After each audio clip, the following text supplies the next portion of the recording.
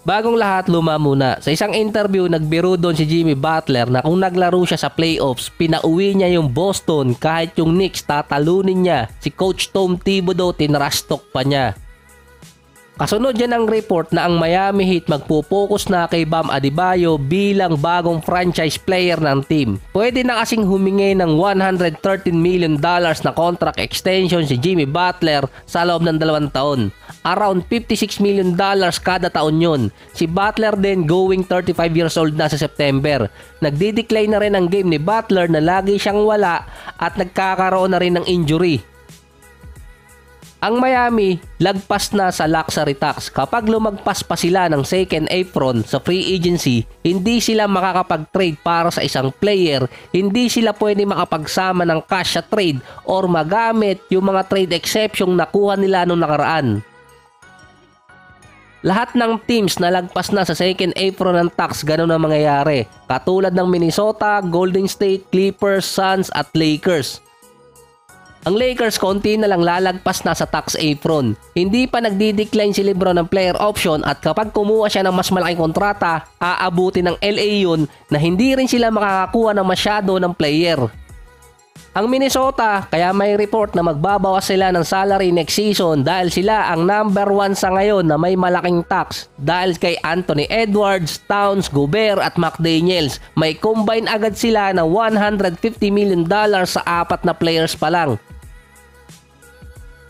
Kaya din siguro binenta ni Mark Cuban yung majority shares niya sa Dallas dahil lalaki yung babayaran niya sa mga players at tax. After kasi yun na-implement ang bagong collective bargain agreement. Kahit si Michael Jordan at sa Hornets, binenta niya yung majority shares.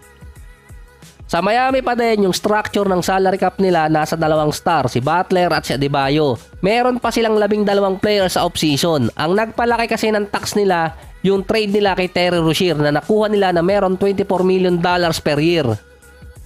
Si Bam Adebayo eligible na rin sa contract extension. Actually, last October 2023 pa siya pwedeng pumirma pero hindi niya kinuha dahil kulang pa siya sa requirements para sa Supermax contract.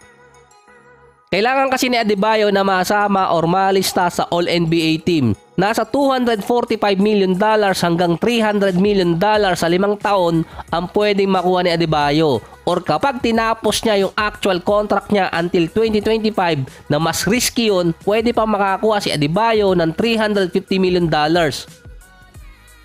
Hindi pa sigurado yon, baka ma-injured pa. Nakadepende din kung gaano kalaki ang magiging salary cap sa mga susunod na taon. Ito pa yan, kung matatandaan nyo dati si Rudy Gobert nanalo ng Defensive Player of the Year, 2 beses pa ata yun. Dapat kapareho ng kay Giannis ang kontratang makukuha niya. Pero hindi ibinigay ng Jazz dahil sa hindi siya offensive player. Saan nila ikakategorize si Bam Adebayo? Kay Giannis na walang masyadong shooting pero grabe namang umiscore at mamaw pa rin. Or dito kay Rudy Gobert na defensive player pero hindi ganon na offensive type player. Yun kasi naging discussion kay Rudy Gobert kaya tinanggap niya yung 30%.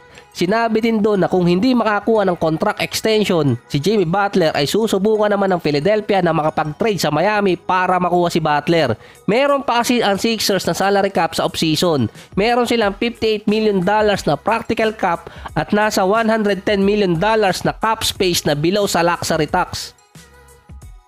Ang cap space ng Philadelphia, pwede sila makakakuha ng player sa free agency gaya ni Paul George, LeBron or kaya si DeMar DeRozan. Maaalin sa tatlo na yan para maisama kay Joel Embiid. Plus andun pa si Tyrese Maxey.